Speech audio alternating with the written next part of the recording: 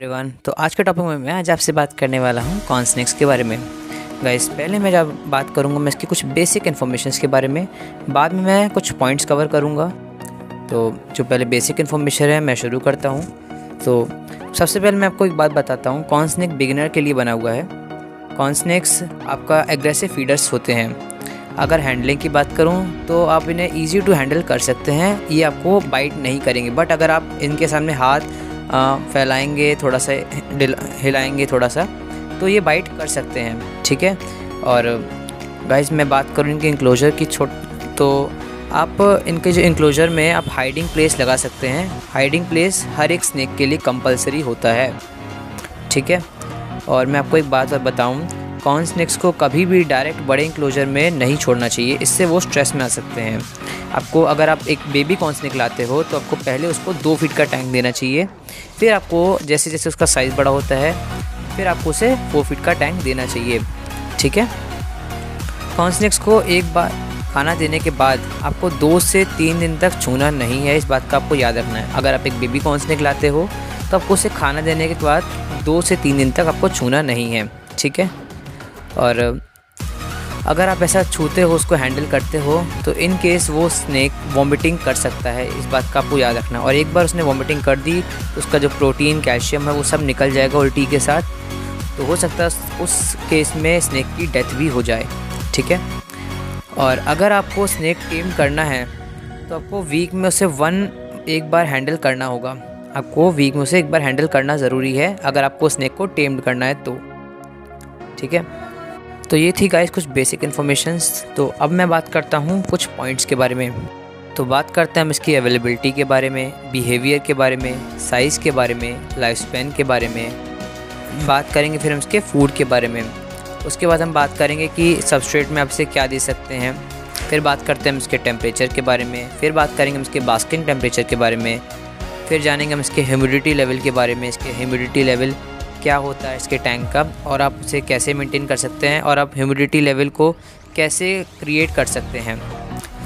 और फिर हम जानेंगे इसके इंक्लोजर के बारे में, इसका इंक्लोजर आप कैसे सेटअप कर सकते हैं। और लास्ट में मैं बात करूंगा इसकी कुछ प्रॉब्लम्स के बारे में जो आपको कॉर्न स्नैक फर्स्ट टाइम रखते टाइम आपको उसे फेस करना होगा। लास्ट में मैं आपको एक बात बताऊँगा कि आप ये कॉर्न स्नैक कहाँ से परचेज़ कर सकते हैं और कौन कौन से मॉस इस टाइम मार्केट में अवेलेबल हैं। तो बात करते हैं हम इसकी अवेलेबिलिटी के बारे में। Guys, corn snack South East Asia पाया जाता है। बात करूँ मैं इसके बिहेवियर के बारे में, गाइस ये इजी टू हैंडल है। और गाइस, मैं आपको एक और बात बताऊँ, आप जब फर्स्ट टाइम कॉर्न स्नैक को लाएँ तो आप 2 से 3 दिन तक उसको हैंडल ना करें, क्योंकि जब वो सफ़र से आया होगा तो वो स्ट्रेस में होगा, तो हो सकता है उस टाइम वो आपको बाइट करे। बट आपको आगे चल करके वो बाइट नहीं करेगा। आपको फर्स्ट टाइम लगेगा थोड़ा बहुत, बाद में आपके साथ कंफर्टेबल हो जाएगा।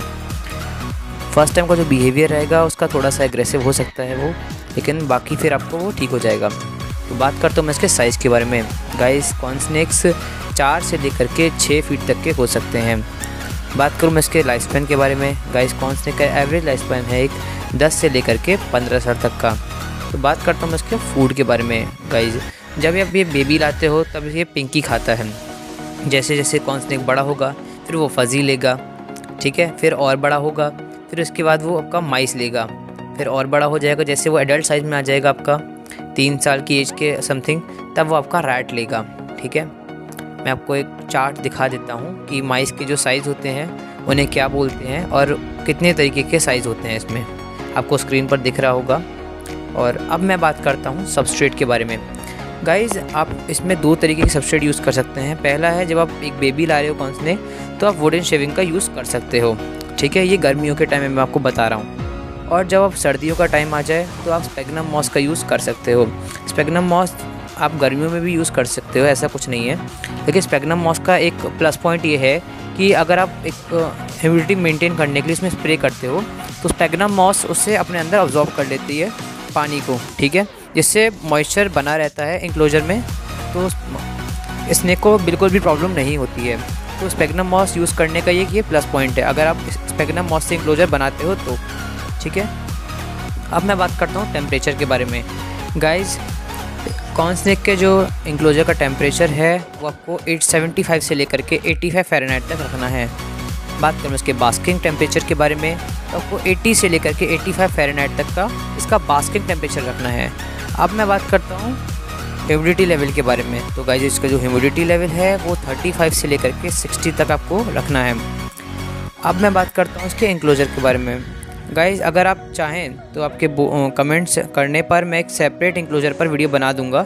मैं अपने कॉर्नस्नेक की इंक्लोजर की वीडियो आपको बनाकर दिखा दूंगा।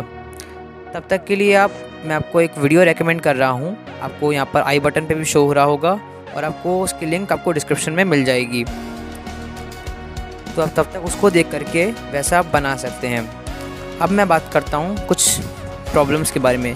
गाइस जब आप फर्स्ट टाइम कॉर्नस्नेक ला रहे हो अपने घर पर, तो आपको जो प्रॉब्लम फेस करनी होगी वो होगी पहली आपकी डिहाइड्रेशन की प्रॉब्लम। गाइस कॉर्नस्नेक्स गर्मियों के टाइम में, गाइस जो रेप्टाइल्स हैं खासकर कॉर्नस्नेक्स और आपका लिजर्ड्स, ये सब कोल्ड ब्लडेड होते हैं। तो अब इन ठंड के टाइम पर इनकी केयर करना काफ़ी ज़्यादा हार्ड हो जाता है। गर्मियों के टाइम में आपको बताता हूँ, आपको उसके इंक्लोजर में एक फीडिंग बाउल रखना है, ठीक है। अगर आप फर्स्ट टाइम लाए हो, ठीक है, कॉर्नस्नेक को आपने उससे जाते ही एक 2 फीट के टैंक में छोड़ दिया, वहाँ पे आपने फीडिंग बाउल नहीं रखा इन केस, तो वो डिहाइड्रेशन की वजह से उसकी डेथ हो जाएगी। इसलिए आपको इस बात का हमेशा याद रखना है, उसके जो इंक्लोजर है वहाँ पर हमेशा पानी अवेलेबल रहे। पहली आती है डिहाइड्रेशन की प्रॉब्लम, जिसकी वजह से कॉर्नस्नेक की बहुत ज़्यादा डेथ हो जाती है। दूसरी है इसकी फीडिंग स्ट्राइक की प्रॉब्लम। गाइस ये बहुत कम आती है कॉर्नस्नेक में, ठीक है। तीसरी आपकी एक्स्ट्रा फ़ैट की प्रॉब्लम, क्योंकि कॉर्नस्नेक्स आप जितना दोगे उतना खाता चला जाएगा, तो उसमें एक्स्ट्रा फ़ैट भी आ जाता है। जब मैं बात करता हूँ आप कॉर्नस्नेक कहाँ से परचेज़ कर सकते हैं, आपको स्क्रीन पर कुछ नाम शो हो रहे होंगे। ये मॉर्फ स्टेम मार्केट में अवेलेबल हैं। अगर आपको ये चाहिए हो तो आप जल्दी से जल्दी, मैं आपको इंस्टाग्राम के 2 पेज शो कर रहा हूँ, केमन एक्जॉटिक्स एंड बीसली एक्जॉटिक्स। आप इन्हें जल्दी से कांटेक्ट करके इनसे वो ले सकते हैं। चलिए तो मैं इस वीडियो में, अगली वीडियो में जल्दी मुलाकात होगी। तब तक के लिए बाय बाय।